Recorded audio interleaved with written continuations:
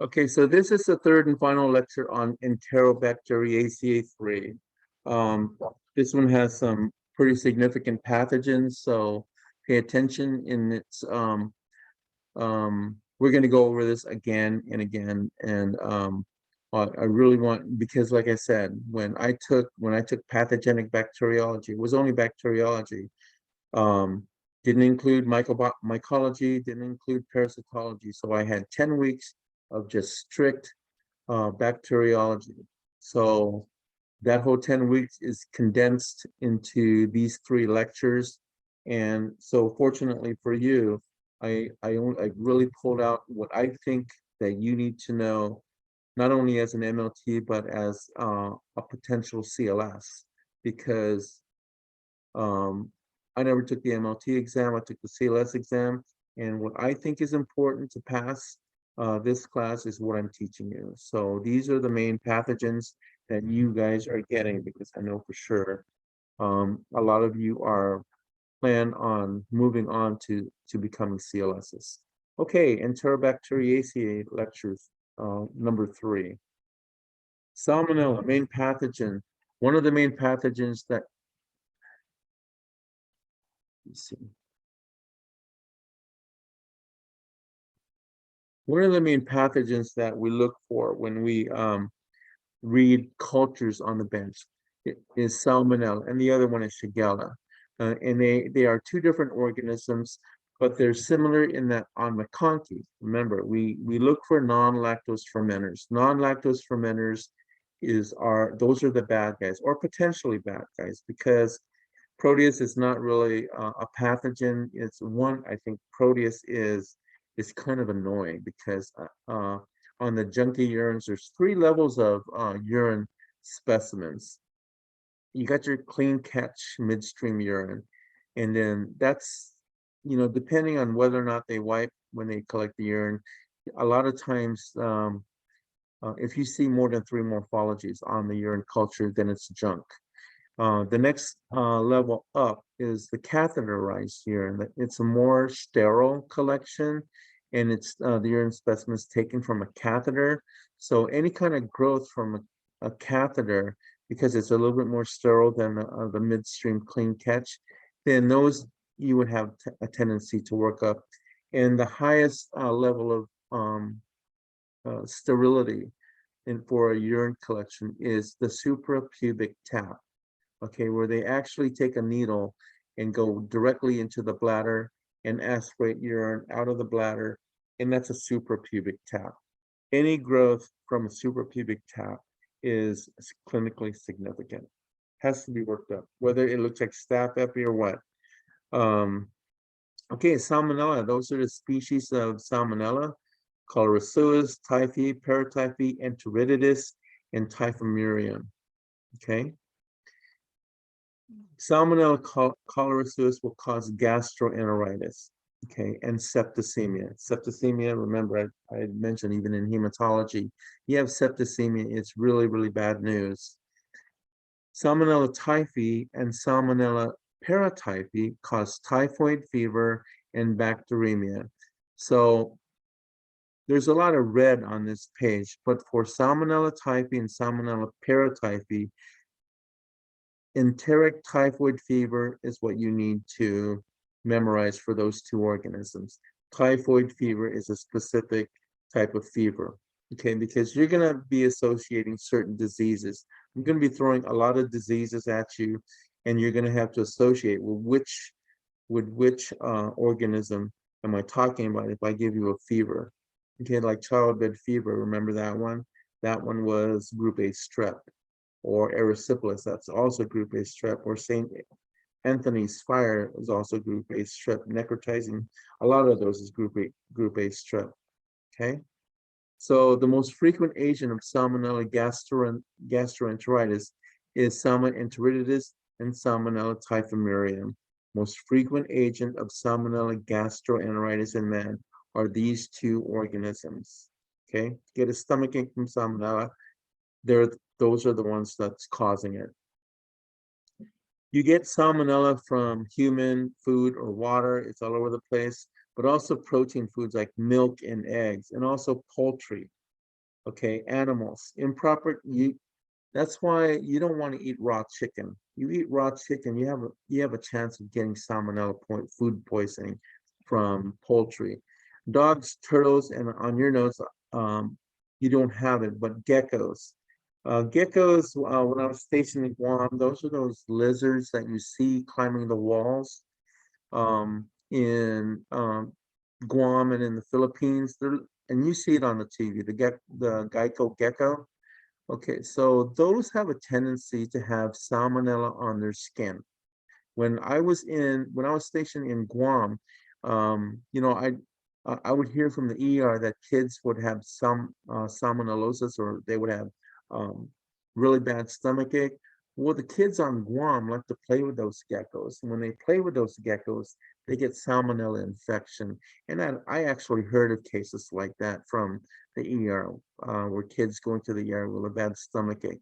It's because they're playing with those geckos. So salmonellosis is kind of common. Stay away from, well, dogs. Dogs and pet turtles and geckos. I don't know where they get it, but my dog doesn't have salmonella, so that's for sure. But geckos, unique piece of information.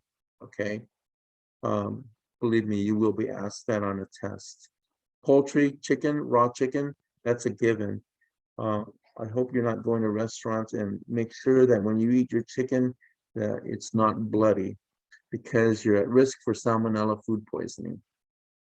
Okay, salmonella is H2S positive. McConkey, since McConkey doesn't have an H2S indicator, it will be colorless. It's a non-lactose fermenter. On Hector-enteric agar, it's green, but salmonella, and I should include, it has a black center. It's green, it's clear, but it has a black center. Okay, XLD, it's red with a black center. This should be green with a black center. Okay, on the H&E agar, but on McConkey, it's colorless.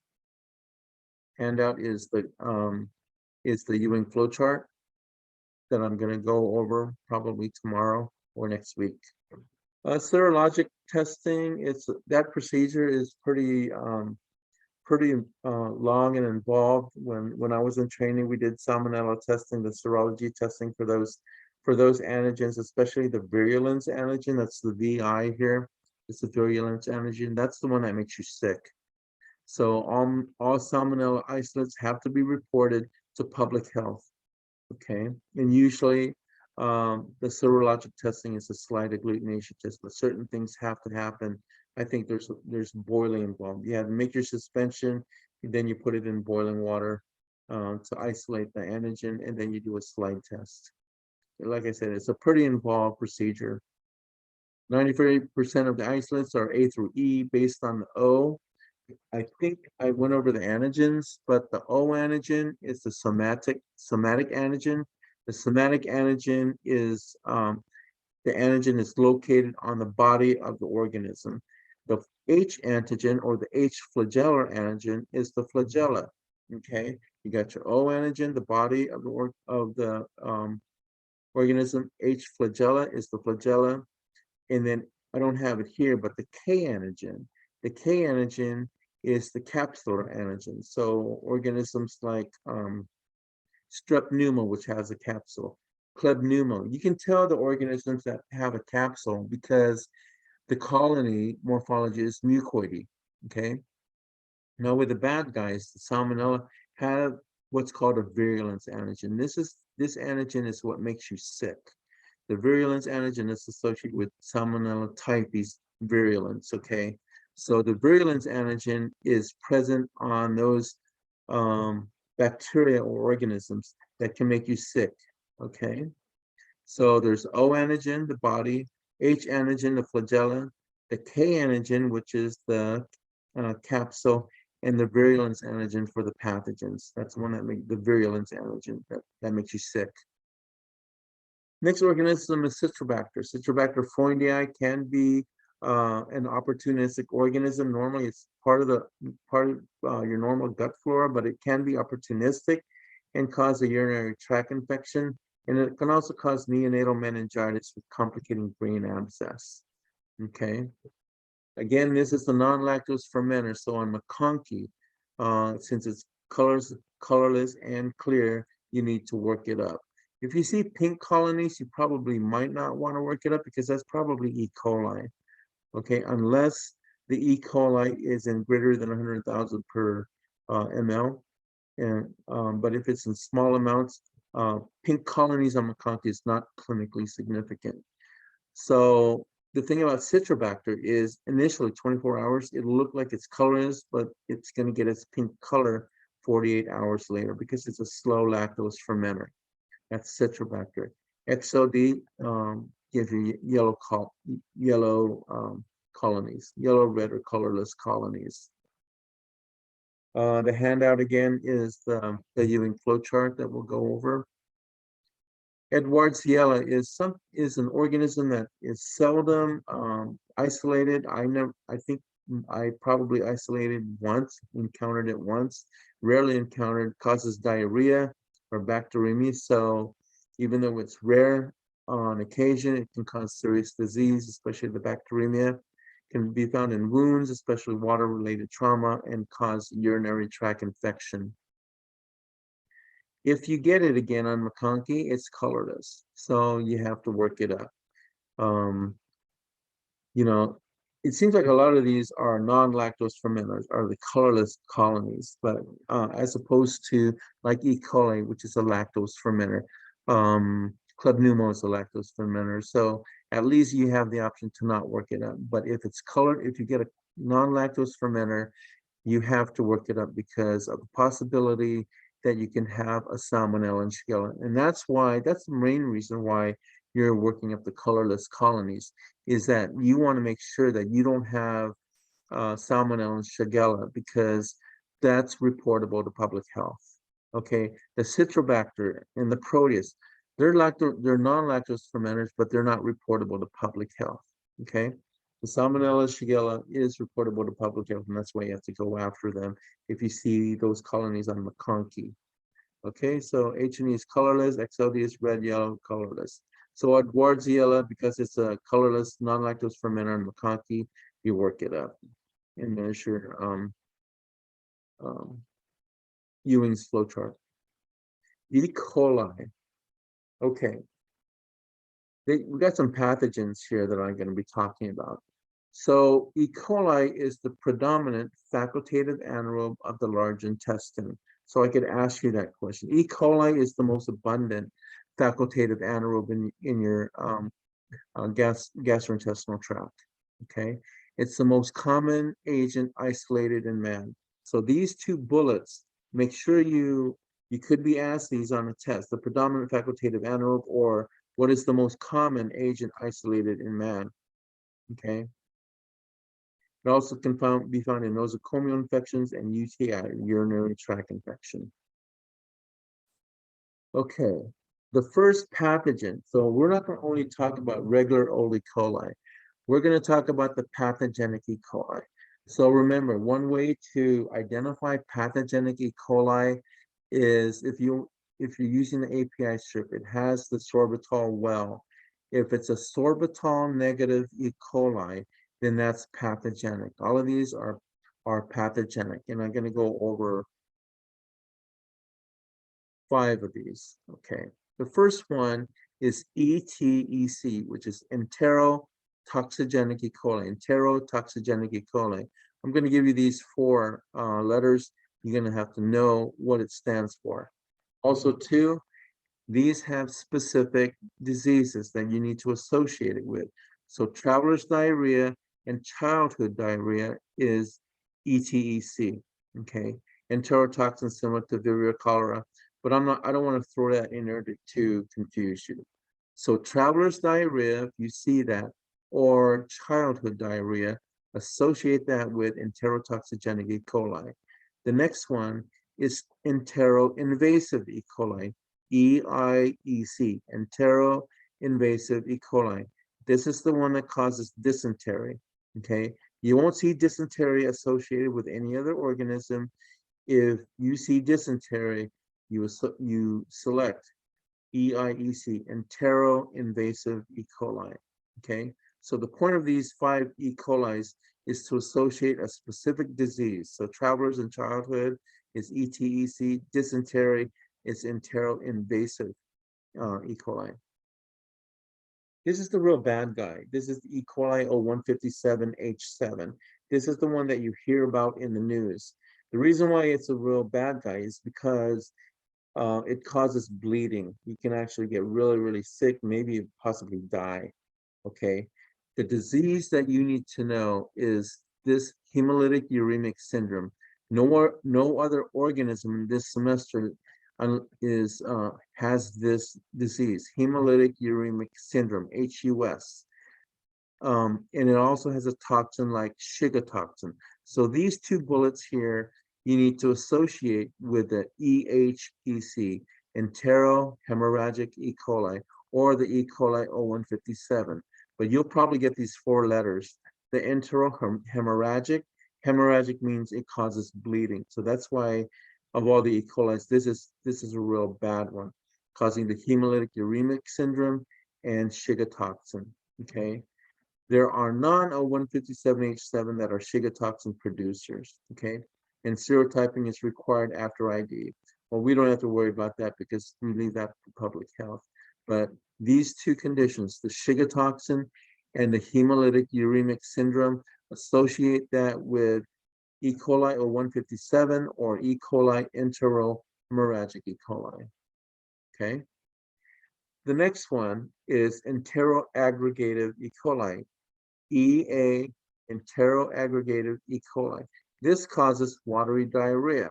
No other disease other than this watery diarrhea will be mentioned for any other organism.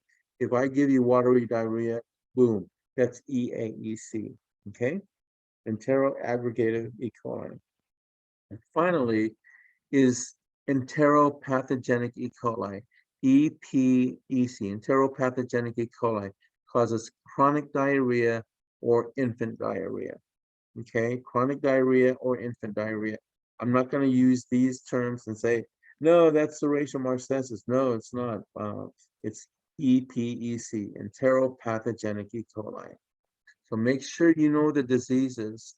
Pull it out, make another file, make flashcards or whatever. But make sure you know these diseases with the 5 types of E. coli.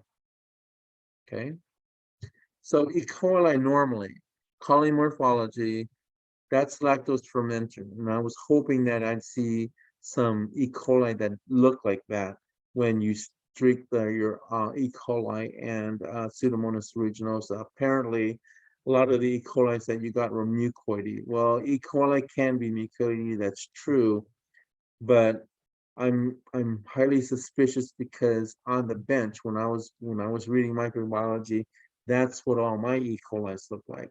They were flat, they were pink on McConkey, and they were gray on blood, and they were beta hemolytic on blood. Because those conditions, if it's gray on blood and it's beta hemolytic on blood, and then on McConkey, you got dry flat colonies, and then when you do your indole test, it's indole positive, you can actually bypass an extensive identification using a machine and call it presumptive E. coli. So, because it's the most commonly isolated gram-negative rod that you'll see in a microbiology lab. That's E. coli. So lactose fermenter, pink, flat, dry colonies. Sorbitol negative are the pathogenic. Remember that. Sorbitol negative is it's a carbohydrate for pathogenic E. coli. On H&E, it's yellow. XOD, it's also yellow. So this is probably a non-pathogen. But if it's sorbitol negative, then you have to work it up. The pathogenic E. coli will probably be non-lactose fermenters on McConkey. So that's why you'll have to work those out. This will not be any EPEC, EHEC, etc. This is your regular run-of-the-mill gastrointestinal normal flora in the gut. Okay, that's what that looks like. And then the handout is the Ewing's flowcharts. Okay, remember your from last time the TSI reactions. So E. coli is A over A with gas. That means It's yellow on top, yellow butt, and it has gas. No plus sign, that means it's no H2S, okay? Single positive, subtract negative. So A over A with gas is a non-pathogen.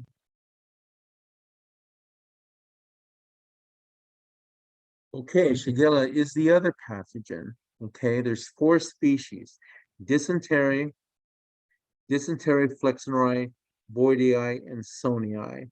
Okay, so these are arranged in a specific order. Okay, dysentery is type A, flexneri is type B, boydii is type C, and sonii is type D. Okay, A, B, C, D. So there's a little acronym or thing that us CLSs have come up with. It's not only me, but I've heard of other people who studied for their board exams use this, and it's called dogs, fleas, bites, sun. Okay, dogs, fleas, bites, sun. If you take a look at the first letter, D is for dysentery, F is for flexneri, B is for boydii, and S is for sonii. Okay, so just remember that phrase: dogs, fleas, bites, sun. Okay, corresponds to A, B, and C, D. So if I say, what type is sonii? Dogs, fleas, bites, sun, sonii is S, so that's type D. Okay, and that's the type of question that I'll ask. I'm not going to ask you, well, which one is the fleas? No, I'm not going to ask you that. I'm going to ask you, what type is boydii? And you'll say C. But you'll go through this phrase in your head, and A, B, C, D, and then what type is flexneri? That's B. You'll be asked that question that way. So what type is Shigella sonii, or what Shigella is type B, or what Shigella is type A? Okay. So make sure you know that phrase: dog, fleas, bite, sun. Clinical significance of Shigella: you get shigellosis. You're not going to get shigellosis from E. coli. You get shigellosis from E. coli. Shigella. So Shigella is the most common, is the most communicable bacterial diarrhea. Okay, so this statement here, it's the most communicable bacterial diarrhea. With that characteristic, it doesn't apply to any other diarrhea that we've gone over. It's the most communicable. Okay, and it causes bacillary dysentery. Now, there's a dysentery in the E. coli, but this causes bacillary, a specific bacillary dysentery. And it also has a Shiga toxin. So I'm not going to ask you Shiga toxin, but it has a Shiga toxin. It's just a type of toxin that Shigella has. But the disease I want you to know for Shigella is bacillary dysentery. Okay, so you can get which organism causes bacillary dysentery? I'll say Shigella, Salmonella, Citrobacter, or Proteus. Okay. Shigella sonii is your type B. It's the most often isolated of all the 4 Shigellas from diarrhea. Okay, so bacillary dysentery, the most often isolated is sonii, and it's the most communicable bacterial diarrhea. Shigella McConkey is a non-lactose fermenter. So in comparison with Salmonella, both of them are non-lactose fermenters. So they're clear, except that Salmonella is H2S positive. Salmonella is modal, Shigella is non-modal, okay? Is non-modal. And they're both non-lactose fermenters, like I said. H&E, it's green, XOD is colorless. So don't pay too much attention to the H&E and the XOD, but the McConkey is what you need to clue in to make sure to let you know that needs to be worked up. Don't forget your dog, fleas, bites, sun acronym. And that's the Ewing's chart. The least reactive genus of the species of the family Enterobacteriaceae. Shigella sonii is the most active biochemically. There's serologic testing using the O antigen, and the serologic testing will give you the A, B, C, or D. Okay, but in order to get the A, B, C, or D types, it uses the O antigen in the reagents. Okay, and you do a slide agglutination. It's a really easy test. and you have like type A, type B, type C, and type D reagents.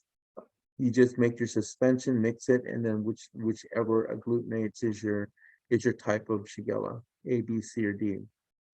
Yersinia, okay, Yersinia species, Yersinia pestis, Yersinia enterocolitica, Yersinia tuberculosis. Those are your three main species. Yersinia pestis is the one that caused the plague a long, long time ago, the bubonic plague. Human plague is bubonic septicemia. Bubonic has to do with location in your around your lymph nodes. Septicemia is bad because now you got positive blood cultures, and pneumonic affects the lungs.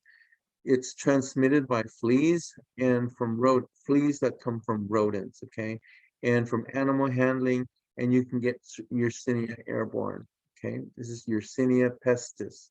That's a bad guy. Yersinia enterocolitica causes enterocolitis, bacteremia, and of these three bullets here, this is the one that's I highlighted in yellow, is acute mesenteric lymphadenitis, okay? So I can say what causes acute mesenteric lymphadenitis, that's Yersinia enterocolitica. And then the third species, Yersinia pseudotuberculosis, similar infection as enterocolitica. Staining characteristics of Yersinia. Staining characteristic of Yersinia is bipolar staining. Okay, so I'm going to see if I can get a picture of bipolar staining, but it has a safety pin appearance. Like it's two circles connected together, and that's your bipolar safety pin appearance. There's another organism later on in the semester that also has a safety pin appearance, but make sure you know that Yersinia has bipolar staining or in a safety pin appearance. Colony morphology is a non-lactose fermenter, so Yersinia you have to work up. H&E and XLD. Growth requirements is almost at room temperature, 25 to 30 degrees. The others you incubate at 35 to 37. Okay, but for Yersinia, you just incubate it, you inoculate your plate, which is the CIN plate. I think I mentioned it to you in the lab last week. CIN agar is for Yersinia. SIN and Yersinia and CIN go together. So CIN plate is for Yersinia. And you don't incubate it in 37, you just leave it on the counter and look at it when you look at your stool cultures. CIN is best recovered when, on the CIN plate, best recovered when incubated at room temperature. And this is another characteristic that you need to know. If you see dark red bullseye with a transparent border, but if you see anything that's bullseye, okay, with a transparent border for a colony morphology, there's bullseye as a unique term that refers to Yersinia. And then you got the target. I don't know if you remember, but the target wound is for Lyme disease, remember? So bullseye, don't confuse it. The target erythema from Lyme disease, and then this is a bullseye. So you got target and bullseye. Bullseye is Yersinia. The target is Lyme disease. We'll get into that later this semester because we're going to go over the actual organism that causes Lyme disease. Definitive testing is on the Ewing's chart. Okay, Klebsiella. Two main species of Klebsiella that you need to know is Klebpneumo and Kleboxytoca. Frequent isolate in clinical cases, highly encapsulated. Highly encapsulated meaning that on your media, very mucoid colony, and that's because of the capsule. Anytime you see mucoid colonies, it's because of the capsule. And that's true for actually both of these, Kleboxytoca and pneumo. Colony morphology is almost pretty indistinguishable. Okay, Klebsiella is significant. It's really significant, especially for newborns and pediatric patients, because it can cause meningitis in infants. So initially, it's UTI, and I have actually seen this, where you can have a respiratory infection of an organism. And then if it's not treated or if it doesn't respond to treatment from respiratory, it'll actually develop into urinary tract infection. So respiratory, it starts, and then later on, it'll go into urinary tract infection, and you'll see that it's greater than 100,000. And then finally, if it doesn't respond to therapy, then it can cause meningitis. Well, septicemia, but then septicemia is the third, but then once you get to septicemia, now it's going to be affecting the brain, okay? And you get meningitis. So development is the lungs, then the urine, and then the blood, okay? And then infants. The reason why this is really, really important for doctors to know they have Kleb pneumo is that you can ultimately develop meningitis. It may be difficult to treat because of that capsule. So if you think about it, the capsule can be affecting any kind of antibiotics that you're throwing at it. Okay, but remember, it starts out respiratory, then it can go urine, and then septicemia in the blood. Okay, colony morphology, very mucoid, very stringy, and it's a lactose fermenter. So, but because it's a lot, and if you know if it's a pediatric patient, then you have to work it up. XOD reactions, and generally it's indistinguishable from Enterobacter, like E. cloacae and Enterobacter aerogenes. Okay, so the two species of Klebsiella, you got Klebsiella oxytoca and Kleb pneumo. The way you distinguish between oxytoca and pneumo is that oxytoca is indole positive. Okay, remember the three indole positive organisms: E. coli, Proteus vulgaris, and Kleb oxytoca. Okay. The next one is Enterobacter, similar in morphology, but to me, I think Enterobacter is mucoidy, but less mucoidy than Klebsiella. Okay, but Enterobacter is also mucoid in morphology. The two main species are Enterobacter aerogenes and E. cloacae. Clinical significance: urinary tract infection, nosocomial, bacteremia. These conditions are clinically significant. The organism, you just need to work it up, but there's no unique clinical significance for Enterobacter. That's why none of these is red. Okay, it's a lactose fermenter, so you may or may not want to work it up. Remember, on the microbench, you want to work up the colorless and clear, the non-lactose fermenter. Generally indistinguishable from Klebsiella, but I think it's mucoidy to a lesser extent compared to Klebsiella. Make sure you know this chart. Distinguish between Klebsiella and Enterobacter. Klebsiella is ODC negative, ornithine decarboxylase, and motility negative, probably because of that capsule. And Enterobacter is ornithine decarboxylase positive and motile. Okay. Hafnia. Hafnia is another organism. It's kind of like Edwardsiella. It's seldom identified. Used to be Enterobacter hafnia. Clinical significance can cause bacterial gastroenteritis and wound infection. This can be clinically significant. Non-lactose fermenters, so unfortunately you have to do a workup. H&E colonies to colorless, XOD is red or yellow. So it's an organism that's just it's just mentionable. Okay, hafnia. And then Serratia. Serratia can be clinically significant, found in nosocomial infections, pneumonia, wound infections, and septicemia. Serratia is, I think it's the only organism in the Enterobacteriaceae that is pigmented. Okay, Serratia produces a red pigment. If you streak it onto like a TSA plate, hopefully we can get the red pigment to show up. No other organism in Enterobacteriaceae produces the pigment. It's a late lactose fermenter. H&E is colorless. That means it starts off colorless and then develops pink later on. H&E and XOD, like I said, Serratia has a red pigment, but a lot of the isolates are non-pigmented. So, okay, and then the Ewing's chart, we'll go over that next week. Make sure that to just know how to distinguish between Serratia, Klebsiella, and Enterobacter with these three biochemicals. This is going to be on the test, so make sure you earmark it or put an asterisk or reproduce the table, and make sure you can fill out the reactions. It's going to be on a test, on a quiz, or an exam. Okay. And that's it for Enterobacteriaceae. Are there any questions?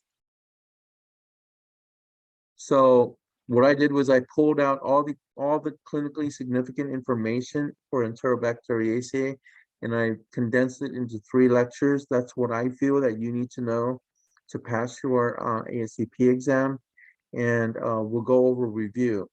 So again, the reason why I did 2 lectures today is I want to dedicate tomorrow to, 1, start off your Kirby Bauer labs. All you're going to do is you're going to do Kirby Bauer. You're going to take a plate, do streak for growth, and drop antibiotic discs. And then on Friday, you're going to be reading zone sizes. And then I'll give you a reference chart. And then so the lab's going to be pretty easy. And then also tomorrow, I'm going to dedicate the rest of the time to pretty much extensively review for your quizzes and your exam 1 on Friday. Okay, we're going to have a regular lecture on Friday, but then after the lecture, then I'll be giving you your exam. Are there any questions? I gave you your homework.